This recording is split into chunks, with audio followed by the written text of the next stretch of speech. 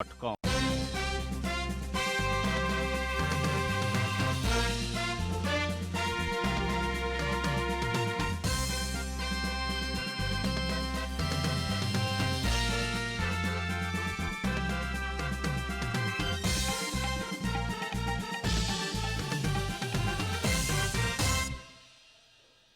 नमस्कार। राति 8 बजेको जनता समाचारमा स्वागत छ।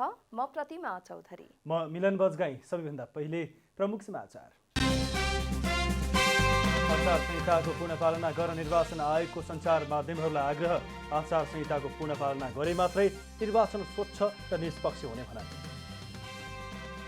निर्वाचन आयोगको आचार संहितालाई पत्रकारहरूले मान्न जरुरी नरहेको पत्रकार महासंघको भनाइ। पत्रकारको आफ्नै आचार संहिता रहेको स्पष्ट। मुलुकमा विद्यमान गरिबी अन्त्य नहुनुको कारण खोजी गर्नुपर्ने बेला आएको अर्थमन्त्री शर्माको भनाइ। राष्ट्रिय सम्पत्तिको लेखा परीक्षण गर्नुपर्नेमा जोड।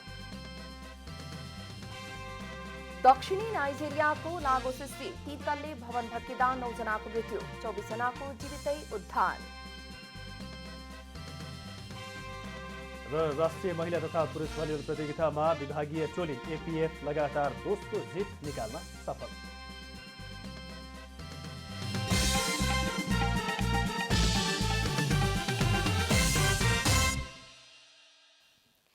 अब पूरा समाचार।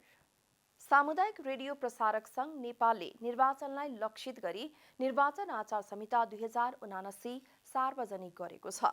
काठमाडौँमा आयोजित एक कार्यक्रममा सामुदायिक रेडियो प्रसारक संघ नेपालले स्थानीय तह निर्वाचनका सन्दर्भमा पत्रकारिताका मूल्य, मान्यता र सिद्धान्तलाई अवलम्बन गर्दै सामुदायिक रेडियो सञ्चालक र रेडियो कर्मीलाई स्वच्छ र समुदायप्रति उत्तरदायी सन्देश प्रवाह गर्न अनुरोध गर्दै निर्वाचन आचार संहिता सार्वजनिक गरेको हो। संघले निर्वाचनलाई मर्यादित र शान्तिपूर्ण ढंगले सम्पन्न गर्न सहयोग गर्न पनि सम्पूर्ण सञ्चार क्षेत्रलाई अपील पनि गरेको छ। सार्वजनिक गरिएको आचार संहितामा निर्वाचन आयोग लगायत नेपाल सरकारका सम्बन्धित निकायबाट जारी आचार संहिता र अन्य प्रावधानको अवलम्बन गर्दै निष्पक्ष, तटस्थ र स्वतन्त्रताको सिद्धान्त पालना गरी निर्वाचन सम्बन्धी सामग्री उत्पादन तथा प्रसारण गर्न सबै रेडियो जगतलाई आग्रह गरिएको छ। कार्यक्रममा निर्वाचन आयोगका प्रमुख आयुक्त दिनेश कुमार थपलियाले आयोगले जारी गरेको मापदण्ड पालना गरी मर्यादित ढंगले निर्वाचन सफल पार्नु सबैको दायित्व रहेको बताउनुभयो। अत्यन्तै नियमित, अत्यन्तै संयमित र साह्रै नै संवेदनशील भएर गरिदिनको निम्ति म सम्पूर्ण साथीहरूलाई हार्दिकतापूर्वक अनुरोध गर्दछु। संघले कुनै पनि राजनीतिक दल, नेता, कार्यकर्ता र उम्मेद्वारको पक्षमा सूचना सम्प्रेषण नगर्न सबै रेडियो कर्मीलाई अनुरोध गरेको छ। नेपाल पत्रकार महासंघका अध्यक्ष विपुल पोखरेलले निर्वाचन आयोगले जारी गरेको आचार संहितालाई पत्रकारहरूले मान्न जरुरी नरहेको बताउनु भएको छ। पोखरेलले पत्रकारहरूको आफ्नै आचार संहिता रहेको पनि स्पष्ट पार्नुभयो। विश्व प्रेस स्वतन्त्रता दिवस 2022 को अवसरमा नेपाल पत्रकार महासंघले आयोजना गरेको प्रेस स्वतन्त्रता तथा पत्रकार सुरक्षा वार्षिक प्रतिवेदन सार्वजनिकीकरण कार्यक्रमलाई सम्बोधन गर्दै नेपाल पत्रकार महासंघका अध्यक्ष विपुल पोखरेलले निर्वाचन आयोगले बनाएको आचार संहितामा अभिव्यक्ति स्वतन्त्रतालाई संकुचित बनाइएको बताउनुभयो। राज्यले प्रविधिलाई मात्र हेरेर कानूनहरू बनाउँदा पत्रकारिता र अभिव्यक्ति स्वतन्त्रतालाई वञ्चित गरेको उल्लेख गर्दै उहाँले आयोगको आचार संहिता पत्रकारहरूले मान्न जरुरी नरहेको बताउनु भएको हो। उहाँले पत्रकारहरूको आफ्नै आचार संहिता रहेको समेत स्पष्ट पार्नुभयो। प्रविधिलाई मात्रै हेरेर राज्यले कानुनहरू बनाउँदै गर्दाखेरि त्यसले पत्रकारिता र अभिव्यक्ति स्वतन्त्रतालाई चाहिँ तपाईँको वञ्चित गर्दो रहेछ भन्ने अनुभूति हामीलाई भएको छ। भर्खरै निर्वाचन आयोगले जुन एउटा आचार संहिता बनाएको छ त्यसलाई हेर्ने हो भने प्रविधिसँग तर्सिँदै गर्दाखेरि राज्य प्रविधिसँग डराउँदै गर्दाखेरि नागरिकको अभिव्यक्ति स्वतन्त्रतालाई पनि सङ्कुचन हुने ढङ्गका प्रावधानहरू त्यहाँ राखेका छन्। कार्यक्रममा राष्ट्रिय मानव अधिकार आयोगका अध्यक्ष तपबहादुर मगरले पत्रकारिता स्वतन्त्र हुनुपर्ने धारणा राख्नुभयो। पत्रकारिता स्वतन्त्र भएमा मात्र प्रजातन्त्र दिगो हुने उहाँको तर्क थियो। जनताले वास्तविक कुरा थाहा पाउनेहरू समाचार बनाउन उहाँले आग्रह गर्नुभयो। पत्रकारितामा अलिकति स्वतन्त्रता हो, स्वच्छन्दता पनि हो कि के हो, स्वच्छन्दता कसो हो भन्ने कुराहरू पनि अलिकति छलफलमा अनि आएको थियो अघि। अब एउटा अङ्ग्रेजीमा भनाइ छ, उखान भनाइ छ, भर्च्यु ह्याभ देयर लिमिटेसन भन्छ। भर्च्युको पनि लिमिटेसन हुन्छ अरे, भन्दा लिमिटेसन त अरू कुरामा हुन्छ, त्यसमा त हामी त्यसमा विचार गर्नुपर्ने छ। जे होस्, पत्रकारितामा चाहिँ हामी स्वतन्त्र हुनुपर्छ, स्वतन्त्र चाहिँ रूपमा जान सक्नुपर्छ, लाग्नुपर्छ, जनसमक्ष चाहिँ भएको कुरा राखिदिनुपर्छ। सूचना तथा प्रसारण विभागका महानिर्देशक गोगन बहादुर हमालले पत्रकारिताको खोल ओढेर गैरकानुनी काम गरिरहेकाहरूलाई राज्यले नियन्त्रण गर्नुपर्ने बताउनुभयो। नेपाल पत्रकार महासङ्घका पूर्व अध्यक्षहरू डाक्टर महेन्द्र विष्ट, धर्मेन्द्र झा र तारानाथ दाहालले तीनै तहको सरकारले बनाउने कानुनहरूमा प्रेस स्वतन्त्रता सङ्कुचन गर्ने विषय प्राथमिकतामा परिरहेको तर्फ ध्यानाकर्षण गराउनुभयो। अहिले पनि दण्डहीनताको स्थिति कायमै छ। ती घटनाको छानबिन गर्नुपर्ने, दोषीमाथि कारबाही गर्नुपर्ने, तर पीडित पक्षलाई न्याय दिनुपर्ने हामीले जुन मुद्दा उठाइरहेका छौँ अहिले पनि त्यो कायमै छ। राष्ट्रिय मानवाधिकार आयोगका मान्य अध्यक्षज्यू यहाँ भन्नुभएकोले मैले त्यो प्रसङ्गलाई लेख्न चाहन्छु। हामी दण्डहीनताको अन्त्यको निम्ति धेरैचोटि धेरै खालको पहल गरेका छौँ। प्रेस स्वतन्त्रता उल्लङ्घन हुँदा हुन्छ के त भनेपछि जनता सुसूचित हुन पाउँदैनन्। त्यसैले मलाई के लाग्छ भन्दाखेरि प्रेस स्वतन्त्रता कसका लागि? हामीले जुन बहस गरिरहेका छौँ, कहिलेकाहीँ हामी बहस गर्छौँ प्रेस स्वतन्त्रता प्रेसका लागि मात्रै हो त? मलाई लाग्छ प्रेस स्वतन्त्रता मूल रूपमा त आम जनताका लागि हो, जसले प्रेस कन्ज्युम गरिरहेको छ, जो प्रेसको उपभोक्ता हो। अबको दिनमा मलाई लाग्छ हामीले पत्रकार महासङ्घले र प्रेस स्वतन्त्रताका पक्षधरहरूले यो जनताका बिचमा यो सचेतना जगाउनतर्फ जानुपर्छ जस्तो लाग्छ मलाई चाहिँ। यो आन्दोलन त आम जनताको आन्दोलन हो नि त।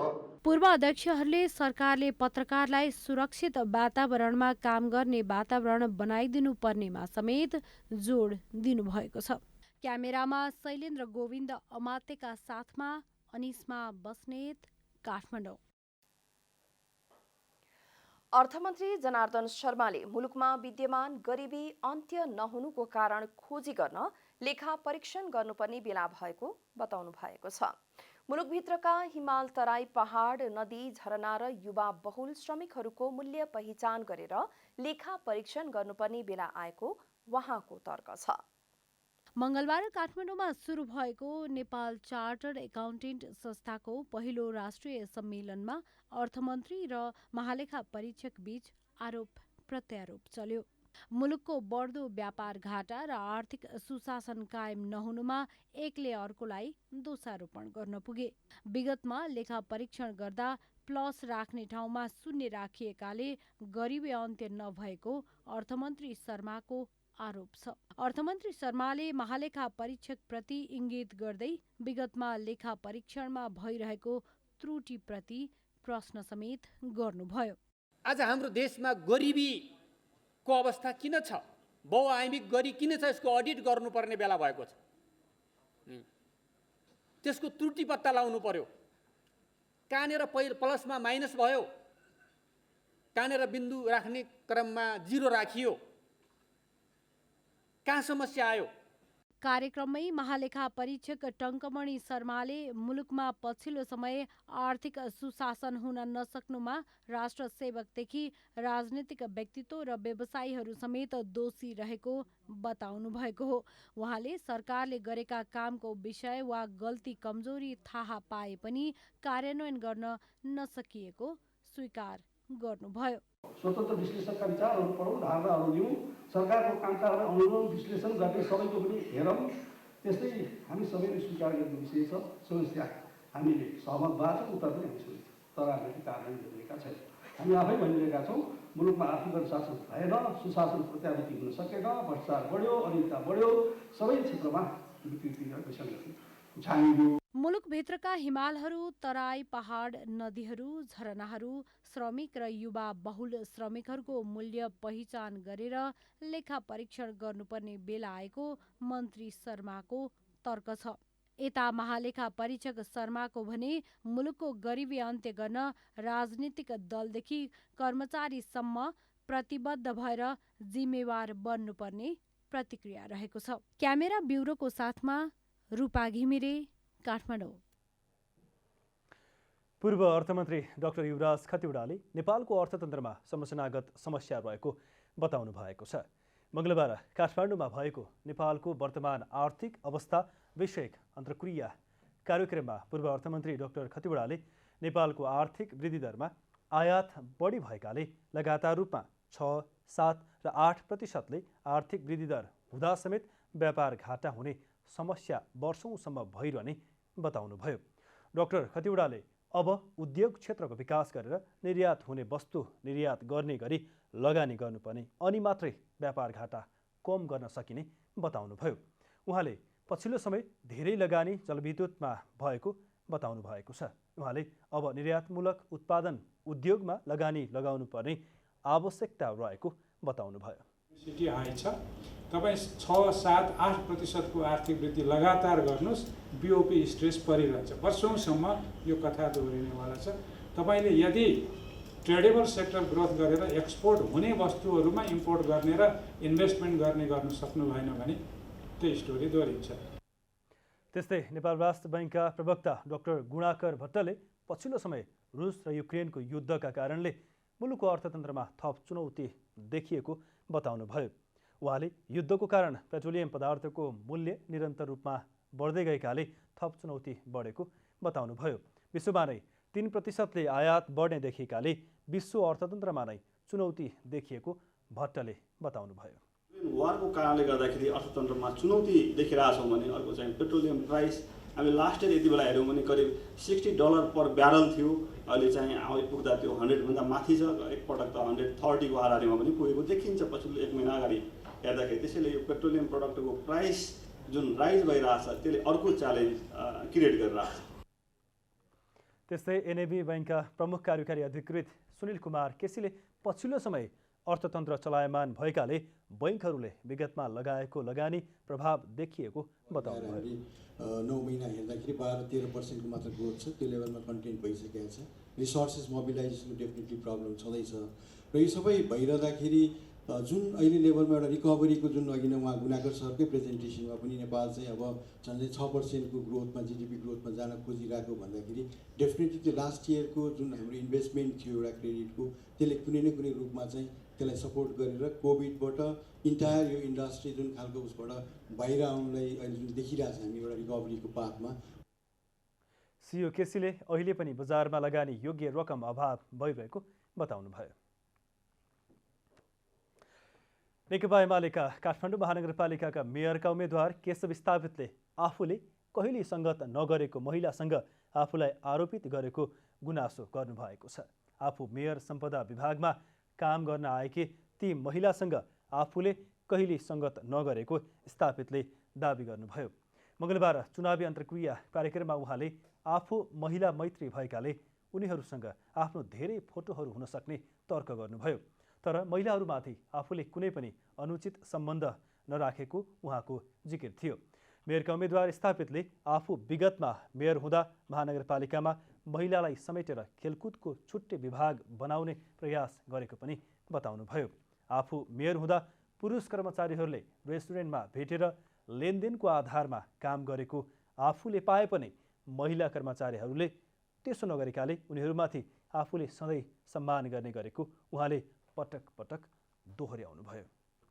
दोष पनि त बोक्नु भएन। मैले एउटा कागज ल्याएको छु, मैले चाहिँ होइन उहाँसँग के प्रस्ताव राखेको नमानेको हटायो भने त्यो कहाँ कहीँ पनि छैन। उहाँलाई कर्मचारीहरूले त्यो ड्राइभरहरूले होइन वार्निङ दिँदा दिँदा दिँदा यति शोषण गरेको रहेछ। त्यो शोषण गरेपछि एक दिन चाहिँ यस्तो गर्न पाइँदैन भन्दाखेरि तेरो जागिर खाइन्छु, स्थायी मान्छेलाई अस्थायी मान्छे जागिर खान्छु भने चाहिँ यस्तो गाली गरेछ होइन। स्थापितले आफू महिला हिंसा विरोधी भएकाले उनीहरूमाथि आरोप लगाउँदा पनि आफूले गालीमा जवाब दिन नचाहेको बताउनुभयो। वरिष्ठ हास्य कलाकार एवं गायक मदन कृष्ण श्रेष्ठको स्वरमा रहेको एउटा सपना छ बोलको गीतको लिजेन्डरी भर्सन सार्वजनिक भएको छ। बुधबार श्रेष्ठको 72औं जन्मदिनको अवसरमा गीतको लिजेन्डरी भर्सन सार्वजनिक गरिएको हो। गीतमा कलाकार श्रेष्ठ र अभिनेत्री आँचल शर्माको अभिनय छ।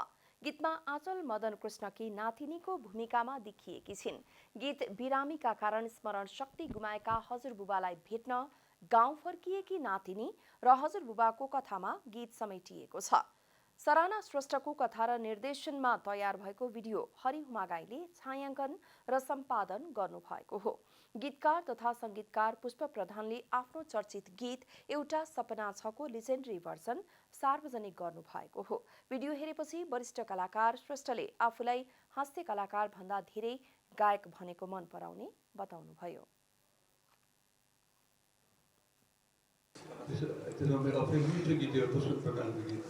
मेरो भाग्यमा लेखेर छ उहाँले मसँग आशीर्वाद माग्नु, आशीर्वाद मैले उहाँबाट पाएछु।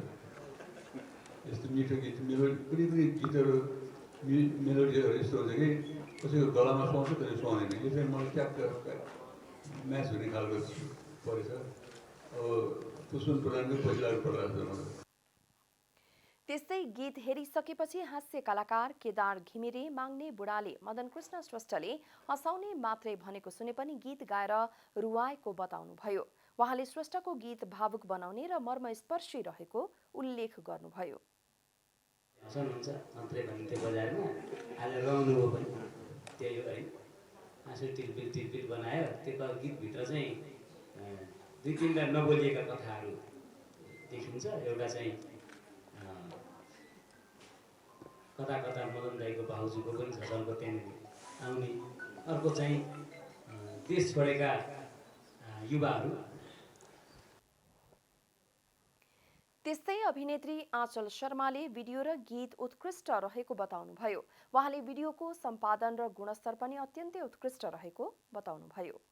मलाई पनि मैले फर्स्ट आजै हेरेको हो यो गीत र मलाई गीत हेर्दाखेरि चाहिँ त्यो क्वालिटी वाइज भिडियो वाइज एकदमै मन पर्यो। आफैलाई पनि मेरो काम बाहेक हाम्रो काम बाहेक चाहिँ भिडियो मात्र कोही अरू हो भनेर हेर्ने हो भए पनि भिडियोको क्वालिटी एकदमै राम्रो लाग्यो। त्यसको लागि सबै क्रिएटिभ ह्याट्सलाई पनि धेरै धेरै धन्यवाद भन्न चाहन्छु। कार्यक्रममा उपस्थित कलाकारहरूले वरिष्ठ कलाकार तथा गायक श्रेष्ठलाई 72औं जन्मदिनको शुभकामना व्यक्त गरेका थिए। पछिल्लो 24 घण्टामा देशभर 32 जनामा कोरोना भाइरस संक्रमणको पुष्टि भएको छ। स्वास्थ्य तथा जनसङ्ख्या मन्त्रालयका अनुसार देशभरका विभिन्न प्रयोगशालामा गरिएको 3094 परीक्षणमा 32 जनामा संक्रमण पुष्टि भएको हो। मंगलबार कोरोनाको संक्रमणबाट 23 जना मुक्त भएका छन्। मन्त्रालयका अनुसार देशभर 217 जना सक्रिय संक्रमित रहेका छन्। गत 24 घण्टामा कोरोनाको कारण कसैको पनि मृत्यु नभएको मन्त्रालयले जनाएको छ।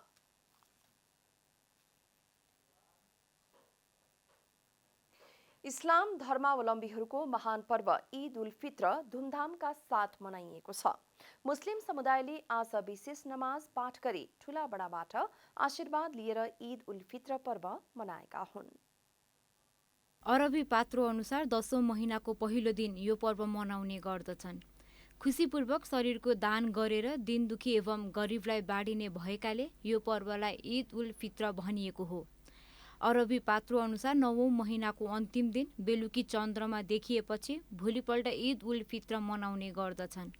यस पर्वमा मुस्लिम धर्मावलम्बीले 1 वर्षभित्रको बचत 7.5 तोला सुन वा 52 तोला चाँदी भए त्यस बराबर चालु बजार भाउ अनुसारको 2.5% नगद वा जिन्सी दान गर्नुपर्ने विधान मुस्लिम धर्मग्रन्थ कुरानमा उल्लेख छ। यसरी दान गरिएको नगद वा जिन्सी दिन दुखी एवं गरिबलाई बाँडिन्छ, जसलाई जकात भनिन्छ। ईद उल फितरको बिहान सूर्योदय अघि पढिने नमाजलाई फजर भनिन्छ। मुस्लिम धर्मावलम्बीले वर्षमा 2 पटक बकरिद र ईद उल फितरमा विशेष नमाज पढ्ने गर्दछन्। पवित्र महिना रमजानको 1 महिनाको लामो रोजा उपवास राखेर चन्द्रमाको दर्शन गरेपछि यस दिन बिहानदेखि नै मुस्लिम धर्मावलम्बीहरू धार्मिक विधिपूर्वक उत्साहका साथ पर्व मनाउनमा जुट्ने गर्दछन्। पर्वका अवसरमा मुस्लिम धर्मावलम्बीहरू बिहानै स्नान गरी नयाँ वस्त्र धारण गरेर मस्जिद पुगेर नमाज अदा गर्ने गर्दछन्। नमाज अदा गरेपछि आपसी वैमन सहायतालाई त्याग्दै एक आपसमा शुभकामना आदान प्रदान गर्ने गर्दछन्। यसका साथै यो पर्व धुमधामका साथ मनाउनका लागि गरिबलाई दान दिने पनि गरिन्छ। पर्वका अवसरमा मुस्लिम धर्मावलम्बीले विभिन्न प्रकारका पकवानका साथै सेवैका खीर अनिवार्य रूपमा खाने गर्छन्। पर्वका अवसरमा नेपाल सरकारले आज सार्वजनिक बिदा समेत दिएको छ। आज देशभरका मुस्लिम समुदायले नजिकका मस्जिदमा विशेष नमाज पाठ गरेर ईद उल फित्र पर्व मनाइरहेका छन्। अरबी पात्रो हिजरी सम्बत अनुसार 10औं महिना सौवालको पहिलो दिन आज विशेष नमाज पाठ गरेपछि 3 दिनसम्म आफूभन्दा ठुला बडा कहाँ गएर आशीर्वाद लिइन्छ। आशीर्वाद लिन आउने आफन्तलाई सेवै खजुर लगायत मिठा खानेकुरा खान दिने चलन छ। मङ्गलबार राजधानी काठमाडौँका 2 मस्जिद लगायतका ठाउँमा विशेष नमाज वाचन गरिएको छ। घण्टाघरमा रहेको जामे मस्जिद पञ्चकाश्मीरी तकियामा नमाज वाचन गरी शुभकामना साटासाट गर्दै मुस्लिम समुदायले ईद उल फित्र पर्व मनाएका छन्। यसअघि कोरोना महामारीका कारण नमाज पाठ गर्न रोक लगाइएको थियो। जनता टेलिभिजनका लागि क्यामेरा ब्युरोका साथ यशोदा चौलागाई, काठमाडौँ। आसन स्थानीय तह निर्वाचनमा ओखलढुङ्गाको लिखु गाउँपालिकामा नेकपा एमालेको तर्फबाट अध्यक्षमा उम्मेदवारी दिएका मिलन कुमार विष्टले सरकारी कागजात किर्ते गरेको पाइएको छ। विष्टले ओखलढुङ्गा र काठमाडौँबाट फरक फरक मितिमा नागरिकता लिएको खुलासा भएको हो। उनले सुरुमा जिल्ला प्रशासन कार्यालय ओखलढुङ्गाबाट होमबहादुर विष्टको नाममा नागरिकता लिएका थिए। 1835-454 नम्बरको नागरिकतामा जन्ममिति 2030 उल्लेख छ। यस्तै उनले जिल्ला प्रशासन कार्यालय काठमाडौँबाट मिलन कुमार विष्टको नामबाट छुट्टै नागरिकता लिएको पाइएको छ। उनको नागरिकता नम्बर 271732051948 रहेको छ भने जन्ममिति 2031 उल्लेख रहेको पाइएको छ। विष्टले दोहोरो नागरिकता लिएर सरकारी कागजात किर्ते गरेको सम्बन्धमा जिल्ला प्रहरी कार्यालय ओखलढुङ्गामा उजुरी समेत परेको छ। तर प्रहरी कार्यालयले विष्टसँगको मिलोमतोमा कारबाहीको सट्टा प्रतिलिपि मात्र लिएको भन्दै विष्टको पक्षमा टिप्पणी लेखी पठाएको खुलासा भएको छ। मजदुरीका लागि भारत गएकाहरूको अब ओडामै तथ्याङ्क राख्नुपर्ने एक कार्यक्रमका सहभागीले बताएका छन्। राष्ट्रिय मानवाधिकार आयोग नेपालले डोटीको सिलगढीमा आयोजना गरेको भारतमा श्रम गर्न जाने नेपाली श्रमिकहरूको मानवाधिकार अवस्था अन्तर्क्रिया कार्यक्रमका सहभागीले उक्त कुरा बताएका हुन्। आसन्न स्थानीय तह निर्वाचन अनुगमनलाई जोडेर आयोजना गरिएको कार्यक्रममा रोजगारीका लागि भारत गएकाहरूको एकिन तथ्याङ्क कुनै निकायसँग नरहेको कुरामा जोड दिँदै तथ्याङ्क राख्न स्थानीय सरकार जागरुक बन्नुपर्ने सहभागीले बताएका छन्। रोजगारीको लागि भारत गएका नेपाली श्रमिकका समस्याहरू न्यूनीकरण गर्न के गर्न सकिन्छ र समस्या समाधान गर्न कसको दायित्व कति रहने लगायतका विषयमा कार्यक्रममा छलफल गरिएको थियो। हाल राष्ट्रिय मानवाधिकार आयोग नेपालले सीमा नाकाहरूबाट भारत गएकाहरूको तथ्याङ्क लिने, भारत गएर बेपत्ता भएका परिवारको अवस्था कस्तो छ, श्रमका लागि भारत जानेहरूले के कस्ता समस्या भोग्ने गरेका छन्, उनीहरूका समस्या समाधान के कति भइरहेका छन् र कसले गरिरहेका छन् लगायतका विषयमा अध्ययन गरिरहेको राष्ट्रिय मानवाधिकार आयोग नेपालका उपसचिव हरि ग्यावालीले बताउनु भएको छ। अब आर्थिक समाचार।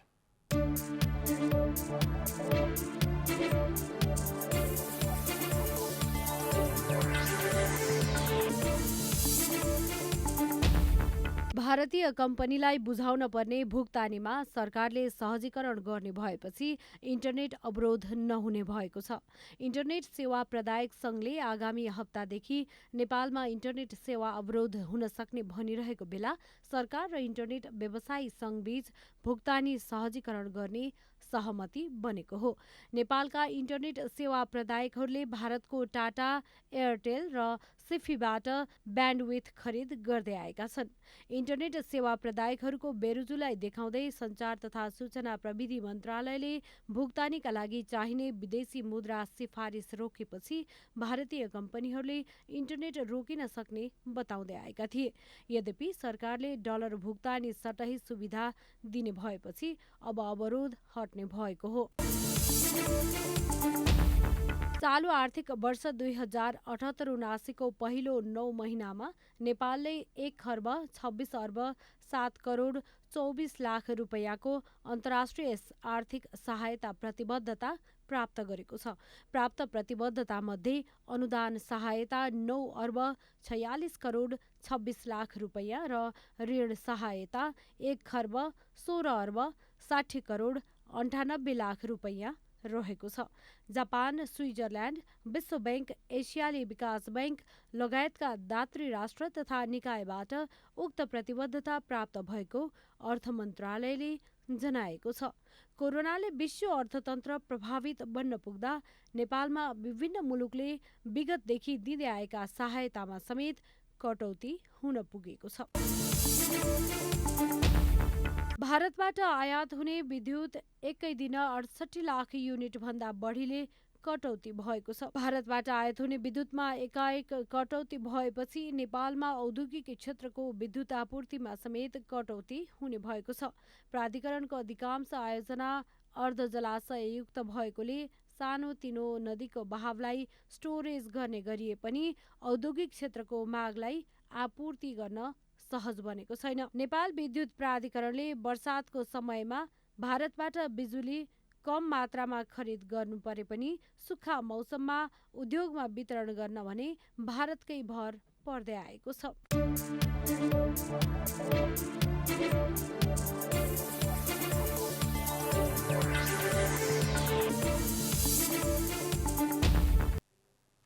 अब खेलकुद समाचार।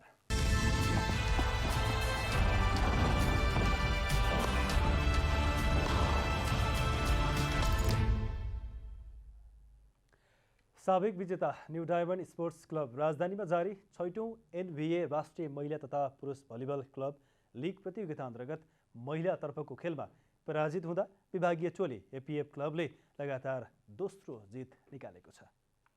त्रिपुरेश्वर स्थित राष्ट्रिय खेलकुद परिषदको खबर हलमा सम्पन्न दिनको पहिलो खेलमा साबिक विजेता न्यू डायमन्ड स्पोर्ट्स क्लब पोखराको एभरेस्ट भलिबल क्लबसँग 3-2 को सेटमा पराजित भएको हो। निकै प्रतिस्पर्धात्मक बनेको खेलमा न्यू डायमन्डले पहिलो सेट 26-24 ले गुमाए पनि दोस्रो र तेस्रो सेटमा जित निकाल्दै खेलमा फर्किने सङ्केत देखाएको थियो। दोस्रो र तेस्रो सेटमा 13-25, 20-25 को जित निकालेको थियो। जित सुनिश्चित गर्न न्यू डायमन्डलाई चौथो सेट जित्ने दबाव भए पनि चौथो सेटमा सम्हालिएको प्रदर्शन गर्न नसक्दा 21-25 ले गुमाउनु पुग्दा खेल 5औं सेटमा पुगेको थियो। अन्तिम तथा निर्णायक सेटमा एभरेस्टले 15-13 ले आफ्नो पक्षमा पारेपछि साबिक विजेता स्तब्ध भएको हो भने एभरेस्टले दोस्रो खेलबाट पहिलो जित निकाल्न सफल भएको छ। राष्ट्रिय महिला भलिबल टिमकी कप्तान अरुणा साई सम्मिलित एभरेस्ट यसअघि त्रिभुवन आर्मीसँग सोझो सेटमा पराजित भएको थियो। यससँगै न्यू डायमन्डले हारबाट प्रतियोगिताको सुरुवात गरेको छ। जित निकालेको एभरेस्टले अङ्क तालिकामा 2 अङ्क जोड्दा पराजित न्यू डायमन्डले 1 अङ्कको खाता खोलेको छ। महिलातर्फ मङ्गलबार नै सम्पन्न दिनको दोस्रो खेलमा एपीएफले त्रिभुवन आर्मी क्लबलाई 3-1 को सेटमा हराउँदै जारी प्रतियोगितामा लगातार दोस्रो जित निकालेको हो। एपीएफले आर्मीलाई 27-25, 13-25, 25-21, 25-23 को सेटमा पराजित गर्दा आर्मीले जारी लिगमा पहिलो हार भोगेको हो। एपीएफ यसअघि नेपाल पुलिस क्लबसँग 3-1 को सेटमा पराजित भएको थियो। आर्मीले भने पहिलो खेलमा एभरेस्ट भलिबल क्लबलाई सोझो सेटमा पराजित गरेको थियो। प्रतियोगितामा समान 2 खेल खेलेका एपीएफ र आर्मीले समान 3 अङ्क जोडेका छन्। अब मौसम समाचार।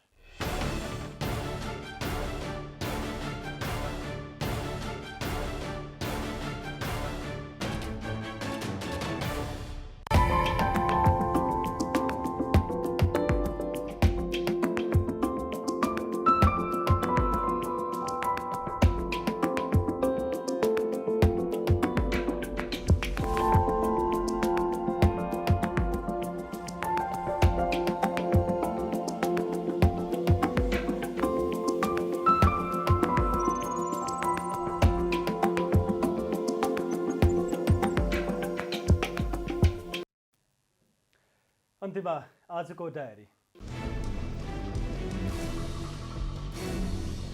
नेकपा एमालेका काठमाडौँ महानगरपालिकाका मेयरका उम्मेद्वार केशव स्थापितले आफूले कहिल्यै संगत नै नगरेको महिलासँग आफूलाई आरोपित गरेको गुनासो गर्नुभएको छ। आफू मेयर सम्पदा विभागमा काम गर्न आएकी ती महिलासँग आफूले कहिल्यै संगत नगरेको स्थापितले दावी गर्नुभयो। सामुदायिक रेडियो प्रसारक सङ्घ नेपालले निर्वाचनलाई लक्षित गरी निर्वाचन आचार संहिता 2079 सार्वजनिक गरेको छ। सामुदायिक रेडियो प्रसारक सङ्घ नेपालले स्थानीय तह निर्वाचनका सन्दर्भमा पत्रकारिताका मूल्य, मान्यता र सिद्धान्तलाई अवलम्बन गर्दै सामुदायिक रेडियो सञ्चालक र रेडियो कर्मीलाई स्वच्छ र समुदायप्रति उत्तरदायी सन्देश प्रवाह गर्न अनुरोध गर्दै निर्वाचन आचार संहिता सार्वजनिक गरेको हो। भारतीय कम्पनीलाई बुझाउनु पर्ने भुक्तानीमा सरकारले सहजीकरण गर्ने भएपछि इन्टरनेट अवरोध नहुने भएको छ। इन्टरनेट सेवा प्रदायक सङ्घले आगामी हप्ताबाट नेपालमा इन्टरनेट सेवा अवरोध हुन सक्ने भनिरहेका बेला सरकार र इन्टरनेट व्यवसायी सङ्घबीच भुक्तानी सहजीकरण गर्ने सहमति भएको हो। नाइजेरियामा एक भवन भत्किँदा 9 जनाको मृत्यु भएको छ। दक्षिणी नाइजेरियाको लागोस राज्यको एक नगरमा 3 तल्ले भवन भत्किएको हो। भत्किएको भवनको भग्नावशेषबाट एक 4 वर्षको बच्चाको शव निकालिएको छ। भवनमा रहेका 24 जनालाई जीवितै उद्धार गरी अस्पतालमा उपचार भइरहेको दक्षिण पश्चिमी क्षेत्रको राष्ट्रिय आपतकालीन व्यवस्थापन निकायका संयोजकले जनाएका छन्। युरोपियन फुटबलको सर्वोच्च निकाय युइएफएले रुसको राष्ट्रिय टिम र क्लबमाथि थप प्रतिबन्ध गरेको छ। युइएफएले महिला युरो 2022मा रुसमाथि प्रतिबन्ध गरेको हो। यसै आगामी सिजन युरोपियन प्रतियोगितामा रुसी क्लबलाई प्रतिबन्ध गरिएको छ।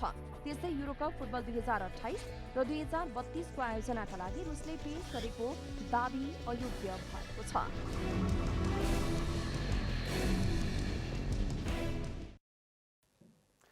जनता समाचार अहिलेलाई यति नै। जनताद्वारा जनताका लागि प्रसारित जनता टेलिभिजनका कार्यक्रमहरू युट्युब, ट्विटर, फेसबुक र हाम्रो वेबसाइट जनतासमाचार.com मा पनि पढ्न र हेर्न सक्नुहुनेछ। नमस्कार।